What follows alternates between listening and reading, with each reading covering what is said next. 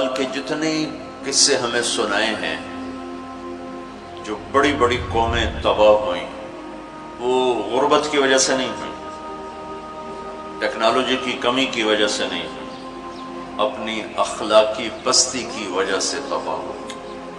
الم تر کیف فعل ربک بعاد ارم ذات العماد التي لم يخلق مثلها في البلاد، یہ ایک قوم۔ وثمود الذين جابوا الصخر بالواد، یہ ایک دوسری قوم۔ وفرعون ذی الاوتاد، ایک تیسری قوم۔ اللہ تعالیٰ کہہ رہے ذرا دھیان سے میری بات بھی سنو اور غور بھی کرو کہ تمہارے رب نے قوم عاد کے ساتھ کیا کیا، جن جیسا تیرے اللہ نے بنایا ہی نہیں تھا۔ وہ دنیا میں اتنا طاقتور انسان اللہ نے نہیں پیدا کیا، جن کی اوسط، ہماری اوسط عمر 40 ہے، ان کی اوسط عمر تھی 300 سال، 300 سال، 600-500 سال وہ زندہ رہتے تھے، بوڑھے نہیں ہوتے تھے، بیمار نہیں ہوتے تھے، بال نہیں سفید ہوتے، یوں درخت کو پکڑ کے اکھاڑ دیتے تھے، ہاتھ سے پکڑ کے اکھاڑ دیتے تھے۔ اتنی طاقت اللہ تعالیٰ نے ان کو عطا فرمائی۔ اللہ تعالیٰ فرماتے ہیں یہ کیوں ہلاک ہو گئے؟ سخر علیہم 7 لیال و8 ایام حسوما فترى القوم فيها صرعا كأنهم اعجاز نخل خاویہ فهل ترى لهم من باقیہ۔ ایک اور آیت میں نے ساتھ شامل کی کہ اللہ تعالیٰ فرماتے ہیں وہ نافرمان ہوئے، ان میں طاقت کی کمی نہیں تھی، نافرمان ہوئے، سرکش ہوئے، آوارہ ہو گئے، اللہ کو بھی للکارا اور انسانی اخلاق کا دامن بھی تار تار کیا۔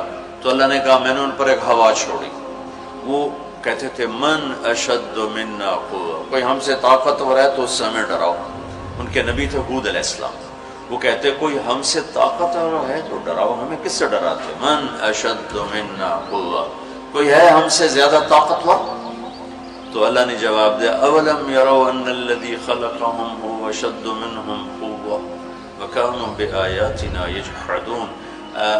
میرے نبی ہود ابھی نے بتائیں کہ جس اللہ نے تمہیں نطفے سے اتنا بڑا انسان بنایا ہے نا، وہ تم سے زیادہ طاقتور ہے۔ اللہ تو نظر نہیں آ رہا، لہٰذا وہ کہتے ہو ہے ہی کوئی نہیں، ساڑھے جائے ہے ہی کوئی نہیں، کوئی دکھاؤ۔ جب وہ اکڑتے ہی گئے تو اللہ نے ایک ہوا چھوڑ دی، 7 لیال و8 ایام، 7 راتیں اور 8 دن۔ اور اس کائنات کی سب سے طاقتور مخلوق ہوا ہے، سب سے طاقتور۔ جب اللہ تعالیٰ نے زمین پیدا کی تو یہ امبیلنس تھی، تو اللہ تعالیٰ نے پہاڑ گاڑے تو بیلنس ہو گئی۔ فرشتوں نے کہا یا اللہ پہاڑ سے کوئی طاقتور مخلوق ہے؟ تو اللہ نے کہا لوہا، اس کاٹ دیتے۔ تو فرشتوں نے پوچھا یا اللہ لوہے سے طاقتور کوئی مخلوق ہے؟ تو اللہ نے فرمایا آگ ہے جو اسے پگھلا دیتی۔ تو فرشتوں نے پوچھا یا اللہ آگ سے طاقتور کوئی مخلوق ہے؟ تو اللہ نے فرمایا پانی جو اسے بجھا دیتا ہے۔ فرشتوں نے پوچھا یا اللہ پانی سے طاقتور کوئی مخلوق ہے؟ تو اللہ نے فرمایا ہوا ہے جو اسے بخارات بنا کے اڑا دیتی۔ تو ہوا اس کائنات کی اللہ نے سب سے طاقتور مخلوق بتائی ہے۔ اب عجب بات بتاؤں، فرشتوں نے پوچھا یا اللہ ہوا سے بھی طاقتور کوئی چیز ہے؟ آپ حیران ہوں گے سن اپنے نبی کی بات۔ تو یا اللہ ہوا سے بھی طاقتور کوئی مخلوق ہے؟ اس کائنات میں ہوا سب سے طاقتور چیز ہے۔ اللہ نے کہا میرے بندے کا میرے نام پہ ایسے خرچ کرنا کہ کسی کو پتہ نہ چلے کہ اس نے خرچ کیا، ایسے دے کہ کسی کو پتہ ہی نہ چلے۔ تو اللہ نے کہا کہ یہ میرے بندے کا میرے نام پہ خرچ کرنا یہ اتنا طاقتور عمل ہے کہ ہوا بھی اس کے آگے جھک جاتی ہے، چونکہ یہ عمل میرے غصے کو بجھا دیتا، میرے غصے کو ٹھنڈا کر دیتا۔ اللہ کے غصے کو ٹھنڈا کرنے والی چیز اللہ کے نام پہ خرچ کرنا۔ مسلمان کنجوس نہیں ہوتا، بخیل نہیں ہوتا۔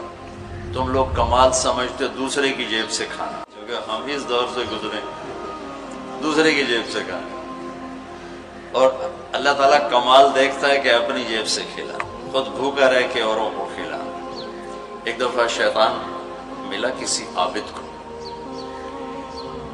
تو اس نے کہا آج جو پوچھو گے نا سچ بتاؤں شیطان کہ اچھا ایک بتا دے تیرے یار کتنے، تیرے دوست کتنے؟ کہنے لگا 3۔ کون؟ کہ ایک جو غصے والا، غصہ تو سب میں ہے، جس کو غصے پہ کنٹرول نہ ہو، پھٹ جاتا ہو پھٹ جاتا ہو پھٹ جاتا ہو، غصہ سب کو آتا ہے، کھوتے نو غصہ آ جاتا ہے انسان تو انسان، غصہ آنا نیچرل ہے، نہ آئے تو پریشانی کی بات ہے، غصے کو پینا نہیں، برداشت نہ کرنا، اس سے معاشرہ ٹوٹتا ہے۔ تو اس نے کہا غصے والا بڑا اچھا میرا یار ہے پکا، دوسرا نشہ کرنے والا شراب پینے والا میرا بڑا گھاٹا یار ہے، اور تیسرا بخیل کنجوس میرا بڑا یار ہے۔ اور اگلی عجیب بات بتاؤں کہ اگر بدقسمتی سے یہ تینوں باتیں کسی میں اکٹھی ہو جائیں کہ وہ کمبخت غصہ بھی میں بھی پھٹتا ہو، شراب بھی پیتا ہو، بخیل بھی ہو، شیطان اس کا مرید ہوتا ہے اور وہ پیر ہوتا ہے، وہ ایسی خطرناک بلا بن جاتا ہے۔ مسلمان کا صدقہ عادت ڈالو بچوں، خرچ کرنے کی عادت ڈالو، سخی کا کبھی ہاتھ تنگ نہیں ہوگا، اللہ اس کو اپنے خزانوں سے دے گا۔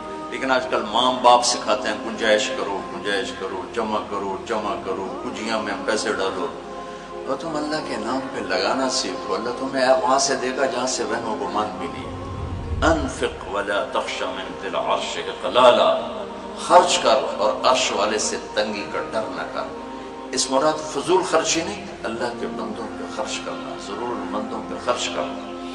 تو اللہ کے نام پہ صدقہ اس کائنات کی سب سے طاقتور چیز، جو کہ ہوا کو بھی سے اوپر اللہ نے بیان کیا، اور اللہ نے کہا یہ تیرے رب کے غصے کو بجھا ٹھنڈا کر دیتی۔ اللہ نے ہوا چھوڑی اور اس قوم کو تہس نہس کر دیا۔ ان کے قد ہوتے تھے 50 فٹ 60 فٹ 40 فٹ کے قد ہوتے تھے، تو ہوا نے ان کو ایسے اٹھایا، بگولا چلتا رہا ایسے، تو آپس میں ان کے سر ٹکراتے تھے، ٹھا ٹھا ٹھا ٹھا ٹھا ٹھا، یہاں تک ان کی کھوپڑیاں پھٹ گئیں، ان کے دماغ نکل گئے، پھر اللہ نے پٹک کے زمین پر مارا، دھڑ الگ ہو گئے، سر الگ ہو گئے۔ اس کے پیچھے تباہی کی وجہ نہ پیسے کی کمی نہ ٹیکنالوجی کی کمی اس دور کی۔ وَثَمُودَ الَّذِينَ جَابُوا الصَّخْرَ بِالْوَادِ، پھر اللہ نے کہا ایک اور قوم آئی جنہیں پتہ چلا کہ ہود علیہ السلام کی قوم پر ہوا چلی تھی، لہذا ہم کیا کریں گے، پہاڑوں میں گھر بنائیں گے۔ تو وہ سعودی عرب میں وہ علاقہ میں نے دیکھا ہے جہاں انہوں نے پہاڑ کھود کے گھر بنائے، پہاڑ کھود کے اندر پورا پہاڑ کھودا ہوا، بیچ میں گھر، انہوں نے کہا یہاں تو ہوا آ نہیں سکتی، ہوا پہاڑ کو کہاں سے اٹھائی، لہذا وہ مستی میں آ گئی۔ وَثَمُودَ الَّذِينَ جَابُوا الصَّخْرَ بِالْوَادِ، پھر وہ للکارنے لگے لیا ہوا لیا ہوا، تو اب وہ اللہ کو عاجز سمجھا، تو اللہ نے کیا کیا، فَانظُرْ كَيْفَ كَانَ عَاقِبَةُ مَكْرِهِمْ أَنَّا دَمَّرْنَاهُمْ وَقَوْمَهُمْ أَجْمَعِينَ فَتِلْكَ بُيُوتُهُمْ خَاوِيَةً بِمَا ظَلَمُوا إِنَّ فِي ذَلِكَ لَآيَةً لِقَوْمٍ يَعْلَمُونَ وَأَنجَيْنَا الَّذِينَ آمَنُوا وَكَانُوا يَتَّقُونَ۔ کیا کیا اللہ تعالیٰ نے، ایک فرشتہ بھیجا جس نے اگر ایک چیخ ماری، آواز بہت طاقت ہے، ساؤنڈ سے کتنی تباہی آتی، اس نے ایک چیخ ماری، ان کے کلیجے سب کے پھٹ گئے، چہرے ان کے نیلے پڑ گئے، اور وہ ایک دن میں سارے اللہ تعالیٰ نے مٹی کا ڈھیر بنایا، انہیں دفن کرنے والا کوئی نہ بچا۔ یہ کیسے تباہ ہوئے؟ ان کی تباہی کے پیچھے نہ ٹیکنالوجی کی کمی ہے نہ طاقت کی کمی۔ ایک تیسری قوم، وَفِرْعَوْنَ ذِي الْأَوْتَادِ، فرعون جو اس زمانے کا اتنا بڑا بادشاہ تھا کہ انسانی تاریخ میں صرف ایک انسان پیدا ہوا ہے جس نے کہا میں رب ہوں، یہ بات دنیا میں کسی نے نہیں کی۔ سجدہ تو مسلمان بادشاہ بھی کرواتے تھے، یہ مغلوں کو سجدے ہوتے تھے، یہ ہمارے مغلیہ بادشاہ تھے، اورنگزیب نے آ کر اسے ختم کیا۔ تو سجدے تو مسلمان بادشاہوں کو بھی ہوتے رہے اور کافروں کو بھی ہوتے رہے، لیکن میں ہی رب ہوں یہ بات ایک انسان نے کی، وہ ہے فرعون۔ فَقُلْ هَلْ لَكَ إِلَىٰ أَن تَزَكَّىٰ وَأَهْدِيَكَ إِلَىٰ رَبِّكَ فَتَخْشَىٰ فَأَرَاهُ الْآيَةَ الْكُبْرَىٰ فَكَذَّبَ وَعَصَىٰ ثُمَّ أَدْبَرَ يَسْعَىٰ فَحَشَرَ فَنَادَىٰ فَقَالَ أَنَا رَبُّكُمُ الْأَعْلَىٰ۔ اللہ اکبر، کہنے لگا میں سب سے بڑا رب ہوں۔ یہ صرف ایک انسان کا دعویٰ، کتنی اللہ نے اس کو طاقت بخشی، بچے ذبح ہو رہے ہیں، کوئی اف نہیں کر سکتا، اف نہیں کر سکتا، کوئی جلوس نہیں نکال سکتا۔ بچہ پیدا ہوتا ہے ذبح کیا جا رہا، پیدا ہوتا ہے ذبح، بچیاں چھوڑی جا رہی، بچے ذبح کیا، نقتل ابناءهم ونستحيي نساءهم وإنا فوقهم قاهرون، سارا قرآن سے آپ کو بتا رہا ہوں۔ تو وہ اس زمانے کی سب سے بڑی ٹیکنالوجی، سب سے بڑی طاقت، یہاں کیا زوال ہے؟ اخلاقی پستی۔ سمود میں کیا زوال ہے؟ اخلاقی پستی۔ عاد میں کیا زوال ہے؟ اخلاقی پستی۔ کسی قوم کا سب سے بڑا سرمایہ اس کے اخلاق ہوتے ہیں۔ ٹیکنالوجی ثانوی چیز ہے، سونے چاندی کی کانیں، تیل کے خزانے، یہ دوسرے نمبر کی چیز ہے۔ سب سے پہلا سرمایہ وہ آپ میری جو نسل ہو، وہ آپ کے عالی اخلاق، آپ کا اچھا کردار، آپ کی حیا والی زندگی، آپ کی کردار والی زندگی، یہ میرے ملک کا سب سے بڑا سرمایہ ہے۔ اگر میری نسل کے اخلاق بگڑ گئے، حیا کی چادر تار تار ہو گئی اور ناشگانہ زندگی میں داخل ہو گیا اور وہ ثقافت بن گئی، تہذیب بن گئی، تو اس قوم کے ہلاک ہونے کو کوئی نہیں بچا سکتا کہ آسمان والے کا فیصلہ اترتا ہے۔ جب آسمان والا فیصلہ کرتا ہے تو زمین کی ٹیکنالوجی اسے بچا نہیں سکتی۔ فرعون نے بھی کہا، قوم نے فاتنا بما تعدنا ان کنت من الصادقین، نوح علیہ السلام کی قوم نے کہا نوح علیہ السلام سے، لاؤ کدھر ہے تیرے رب کا عذاب، فاتنا لے کے آؤ، کدھر ہے تیرے رب کا عذاب، انما یاتیکم بہ اللہ ان شاء وما انتم بمعجزین، اللہ جب لائے گا تو پھر تم کچھ کر نہیں سکو گے۔ ایک تندور سے پانی نکالا اور ساری نسل کو اللہ نے پانی میں بہا دیا، ساری نسل۔ تو میں آپ کے سامنے اپنی بات کو مدلل کر رہا ہوں قرآن پاک سے کہ قوموں کے زوال اور عروج کا تعلق ٹیکنالوجی سے تھوڑا ہے اور اخلاقیات سے زیادہ ہے۔ اخلاقی پستی کسی بھی قوم کے زوال کا سب سے بڑا سبب ہے، اخلاقی بلندی کسی بھی قوم کے عروج کا سب سے بڑا سبب ہے۔ فرعون نے بچے ذبح کیے، بچیوں کو چھوڑا، عبرت کا نشان بنا دیا لوگ۔ سولی سب سے پہلے اس نے ایجاد کی، اور پھر میرے رب نے فَأَخَذْنَاهُ وَجُنُودَهُ فَنَبَذْنَاهُمْ فِي الْيَمِّ، آگے سمندر، پیچھے فرعون، بیچ میں موسیٰ علیہ السلام کی قوم، تو کہنے لگے مروا دیا موسیٰ، مروا دیا، تو آگے سمندر پیچھے فرعون، اگے جاؤ تو پانی پچھو تو فرعون دا سوٹا ان کی دے جائے۔ تو موسیٰ علیہ السلام نے کہا کلا، ڈرو نہیں، ان معی ربی۔ آپ کو عجب تقابل کر کے دکھاؤں، موسیٰ علیہ السلام 40 سال رہے اپنے قوم کے ساتھ، 2 نبی، ایک موسیٰ ایک ہارون، اور اپنا سب کچھ قربان کیا۔ جب آگے سمندر دیکھا، پیچھے فرعون دیکھا، تو انہیں نہ موسیٰ یاد رہے نہ ہارون یاد رہے، انہیں اپنے پڑ گئے، انا لمدرکون، موسیٰ مروا دیتے سن، یا آپ ہمارے رسول ہیں، آپ ہمارے نبی، آپ کا کیا بنے گا، کوئی فکر نہیں، ہارون کا کیا، سانو اپنی پہ گئے، ان مروا دیا تو انہیں موسیٰ، تو انہوں نے کہا کلا ان معی ربی سیہدین، ہرگز نہیں، میرا اللہ میرے ساتھ ہے، مجھے راستہ دکھائے گا۔ لیکن کلا میں ایک اشارہ ہے کہ تمہیں مرنا ہی چاہیے، یا تمہیں فرعون مارے یا تمہیں پانی مارے، لیکن چونکہ میرا اللہ میرے ساتھ ہے تو انشاءاللہ مجھے راستہ ملے گا، تمہیں بھی مل جائے گا، میری تو فیض تمہیں بھی مل جائے گا۔ تو جب وہ بالکل قریب آ گیا تو اللہ نے کہا فضرب بعصاک البحر، لاٹھی مار۔ لاٹھی اللہ نے فرعون کے لشکر پہ نہیں مروائی، عجیب بات، کہ پانی پہ لاٹھی مار، بالکل عقل کے خلاف، پانی پہ لاٹھی مار۔ موسیٰ علیہ السلام نے یہ نہیں پوچھا یا اللہ اب پانی تے سوٹے مارن دا کی مطلب، فرعون دے سرج مروا، کہا نہیں ادھر مار۔ فانفلق البحر فکان کل فرق کالطود العظیم، میرے رب کی قدرت، ایک دم اس لاٹھی سے ٹھوٹے مارتا سمندر 12 راستوں میں تبدیل ہو گیا، اور سارا پانی ایسے سیمنٹ کی دیوار بن کے کھڑا ہو، ایسے کوئی جنبش نہیں، اور 12 قبیلے تھے، 12، تو ہر قبیلہ ایک راستے پہ پانی میں انٹر ہو گیا، وہ بڑی بڑی دیواریں۔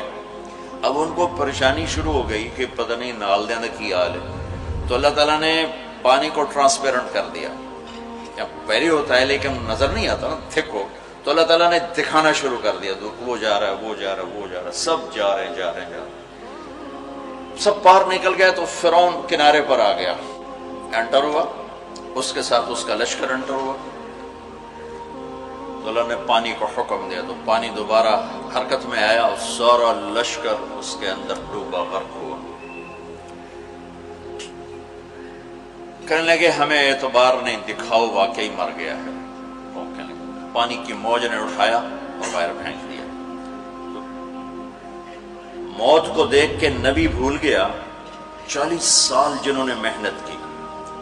ہمارے نبی ہجرت کے لیے گھر سے نکلے، جمعہ کی رات 27 صفر، نبوت کا 14واں سال اور جمعہ کی رات۔ تو ابو بکر رضی اللہ تعالیٰ عنہ نے عرض کی یا رسول اللہ میں نے ایک غار ڈھونڈا ہوا ہے، وہاں چل کے چھپتے ہیں، پھر جب ہماری طلب کوئی مدھم ہو جائے گی پھر ہم نکلیں گے۔ چلو اب کبھی آگے چلیں کبھی پیچھے، کبھی ہمارے نبی کے آگے ہوں کبھی پیچھے ہوں، کبھی آگے ہوں کبھی پیچھے۔ تو آپ نے فرمایا کہ ابو بکر یہ کیا کرو، کبھی آگے کبھی پیچھے، کبھی آگے کبھی پیچھے۔ تو کہنے لگے یا رسول اللہ اخاف الرصد فامشی امامک اخاف الطلب فامشی خلفک۔ یا رسول اللہ جب مجھے یہ خیال آتا ہے کہ آگے کوئی دشمن چھپا ہوا وار نہ کر دے تو میں آگے چلتا ہوں کہ وار میرے اوپر پڑے آپ پہ نہ پڑے، اور جب مجھے خیال آتا ہے کہ پیچھے سے آ کے حملہ نہ کر دے تو میں بھاگ کے پیچھے ہو جاتا ہوں کہ اگر کوئی وار کرے تو میرے اوپر آئے آپ پر نہ آئے۔ انا لمدرکون، ابو بکر کا عمل اور بنی اسرائیل کا عمل آپ فرق دیکھ رہے ہو۔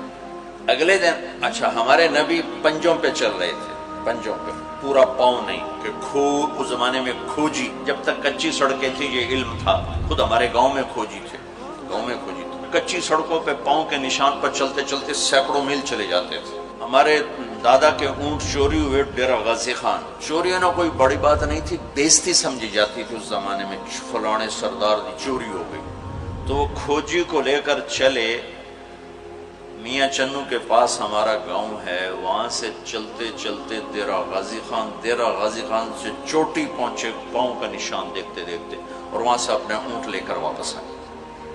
تو میرے نبی پنجوں پر چل رہے تھے کہ قدم کا نشان نہ پڑے، لہذا جب آپ پہاڑ کے قریب پہنچے، وہ یوں سیدھا پہاڑ ہے بالکل قارس ہو رہا ایسے، جب آپ چڑھنے لگے تو انگلیاں اتنی درد کرنے لگیں کہ آپ سے چڑھا نہیں گیا۔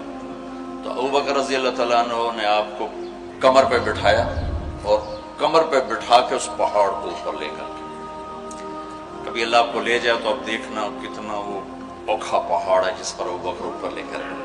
پھر آپ کو باہر بٹھایا، کہا آپ باہر بیٹھیں، خود اندر تشریف لے گئے۔ اندھیرا تھا تو ٹٹول کے سوراخ بند کرنے شروع کیے، روڑے پتھر اس سے۔ اب سوراخ باقی تھے اور روڑے ختم ہو گئے، تو اپنی پگڑی اتاری اور اس کو پھاڑ کے سوراخ بند کیے۔ پھر بھی سوراخ باقی تھے تو کرتا اتارا اور اس کو پھاڑ کے سوراخ بند کیے۔ پھر ایک سوراخ باقی رہ گیا، وہ جس میں سانپ تھا، اس کے اوپر اپنی ایڑی کو رکھ دی۔ پھر عرض کی یا رسول اللہ آپ تشریف لائیں۔ آپ کو اندھیرے میں پتہ نہیں چلا کہ ابو بکر کے نہ پگڑی ہے اور نہ کرتا ہے۔ جب تھوڑی روشنی ہوئی، صبح صادق ہوئی، روشنی ہوئی تو دیکھا ابو بکر کے نہ کرتا نہ پگڑی۔ تو آپ نے کہا ابو بکر تیرا کرتا تیری پگڑی؟ کہ یا رسول اللہ آپ یہ دیکھ رہے ہیں یہ سارے سوراخ تھے، مجھے خیال ہوا کوئی چیز آپ کو تکلیف نہ پہنچائے تو میں نے یہ سارے بند کر دیے۔ تو اس پر ایک دم میرے نبی کی آنکھیں بھر آئیں اور اب بے ساختہ روئے اور ہاتھ اٹھا کر رکھا یا اللہ میں ابو بکر سے راضی ہوں، تو بھی اس سے راضی ہو جا اور اسے جنت میں میرا ساتھی بنا دے۔ تو فوراً جبریل آئے اور عرض کی یا رسول اللہ اللہ تعالیٰ فرما رہے ہیں کہ ہم ابو بکر سے راضی ہیں اور جنت میں آپ کا ساتھی بنانے کی بشارت دیتے ہیں۔ بنو اسرائیل کہہ رہے ہیں مروا دیا، اور ابو بکر کیا کر رہے ہیں آپ کو تقابل کر کے بتا۔ پھر اگلے دن قریش کا کھوجی صرف انگلیوں کو پہچانتا غار سور کی طرف چل پڑا۔ جب وہ چلے تو میرے رب کا غیبی نظام حرکت میں آیا۔ اللہ نے ایک بیل اگائی، وہ کافی کھلی جگہ ہے، بیل اگائی، بیل، اس کے شاخوں کے اندر اللہ نے مکڑیوں کو حکم دیا، انہوں نے جالا بنا دیا، ایک کبوتری نے آ کے انڈے دے دیے۔ کھوجی ٹھیک دروازے پہ لے کے آ گیا کہ پاؤں کا نشان یہاں تک۔ تو اب ابو بکر کے دل پہ کیا گزر رہی تھی وہ قرآن بتاتا ہے، بنو اسرائیل کے دل پہ کیا گزری قرآن نے کہا، انہیں اپنی پڑ گئی، اپنے نبی کی بھول گئی۔ لیکن جب یہاں دشمن سر پہ پہنچا ہے تو ابو بکر کے دل پر کیا گزری اس کو قرآن بتاتا ہے، اذ یقول لصاحبہ لا تحزن ان اللہ معنا، جب ہمارے نبی نے اپنے ساتھی ابو بکر سے کہا غم نہ کر اللہ ہمارے ساتھ ہے، غم نہ کر اللہ ہمارے ساتھ ہے۔ یہ غم کا لفظ ہے، خوف کا لفظ نہیں کہ ڈر نہیں، اللہ ہمارے ساتھ ہے۔ اگر قرآن کہتا لا تخف، ڈرو نہیں، اللہ ہمارے ساتھ ہے، تو ڈرو نہیں کا لفظ بتلاتا کہ ابو بکر کو اپنی پڑ گئی، یا لوگوں میرا کی بڑھنا ہے۔ قرآن کہتا ہے غم نہ کر، ابو بکر کو اپنی ذات بھول گئی، اپنے نبی کا غم لگ گیا کہ یا اللہ میرے نبی کا کیا بنے گا، یا اللہ میرے نبی کا کیا بنے گا۔ تو اللہ تعالیٰ نے فرمایا اس ابو بکر کے سینے کو سامنے رکھ کر کہ اپنے حبیب کی زبان سے کہلوایا غم نہ کر اللہ ہمارے ساتھ ہے، اللہ ہمارے ساتھ ہے۔ پھر دونوں امتوں کا فرق بتانے لگا ہوں۔ بنو اسرائیل نے سمندر پار کیا، فرعون کو غرق ہوتے دیکھا، اور ایک نبی آگے ایک پیچھے، دو رسولوں کے درمیان جا رہے ہیں، اور آگے ایک بستی میں دیکھا فمروا علی قوم یعکفون علی اصنام لہم، وہ ایک بتوں کی پوجا کر رہے تھے۔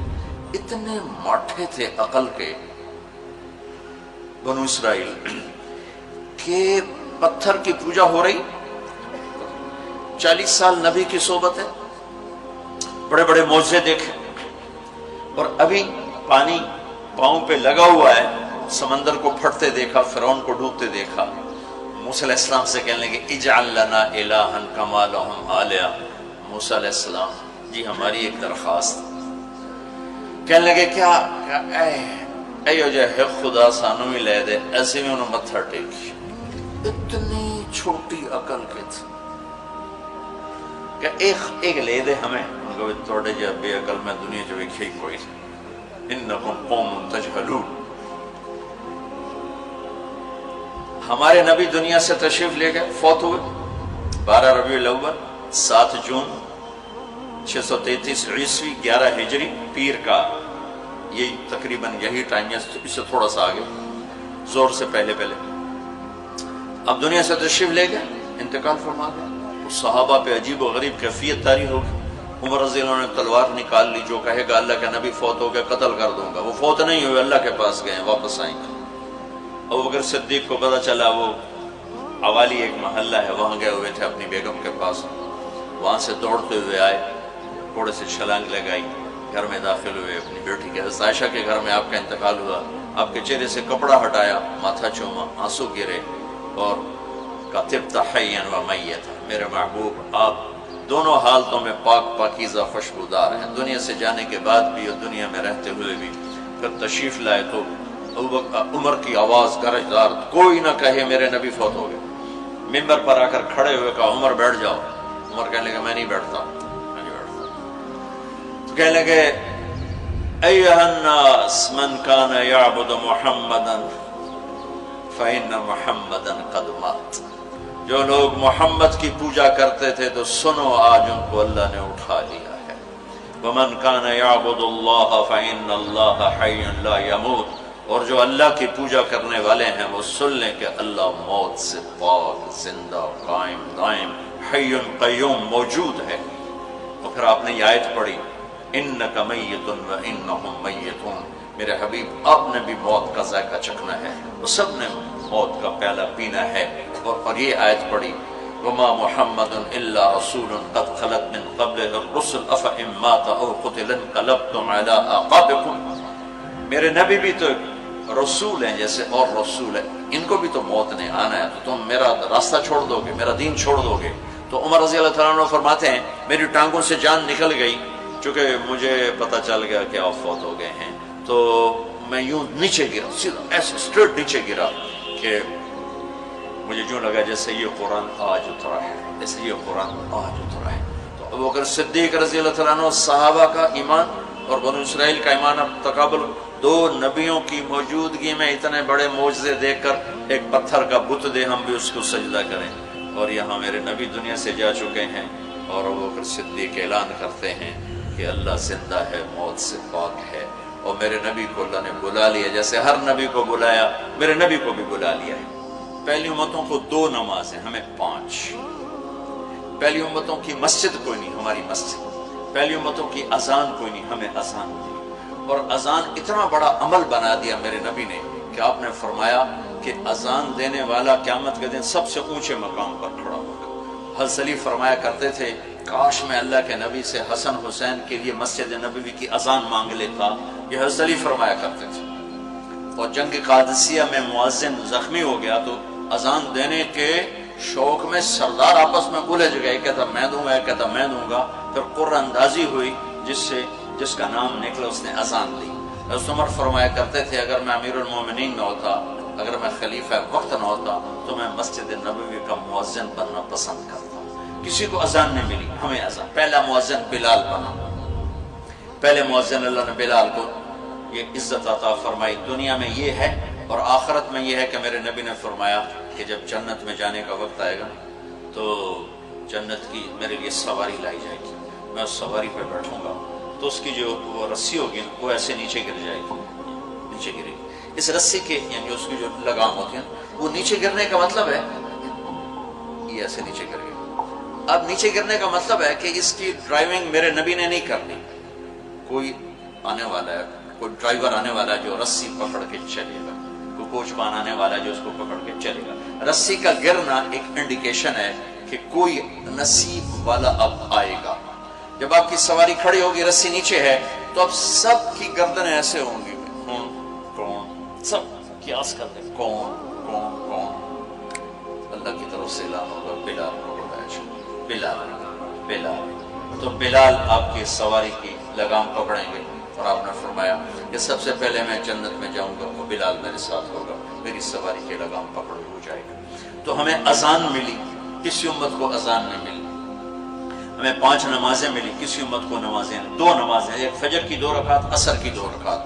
باجماعت نہیں، ان کو اپنی کتاب یاد نہیں، ہمیں قرآن یاد ہے۔ میرے مدرسے میں ایک بچہ اب ماشاءاللہ امریکہ میں وہ پڑھا رہا ہے، اس نے 30 دن میں قرآن یاد کیا۔ صبح یاد کرتا تھا، شام کو تراویح میں سناتا تھا۔ میرے مدرسے کا بچہ صبح بیٹھ کے مغرب تک پورا سپارہ یاد کر کے اور عشاء کو تراویح میں سنا دیتا تھا۔ اللہ نے میں ایسا قرآن دے دیا کہ 1 مہینے میں بھی یاد ہو جاتا ہے۔ 3 دن میں بھی ایک بزرگ نے یاد کیا، 3 دن میں قرآن یاد کیا۔ اللہ نے ہمیں قرآن کی دولت عطا فرمائی، پڑھنے کے لیے 5 نمازیں عطا فرمائی، تہجد کی نماز عطا فرمائی، اوابین کی نماز دی، اشراق کی نماز دی، چاشت کی نماز دی۔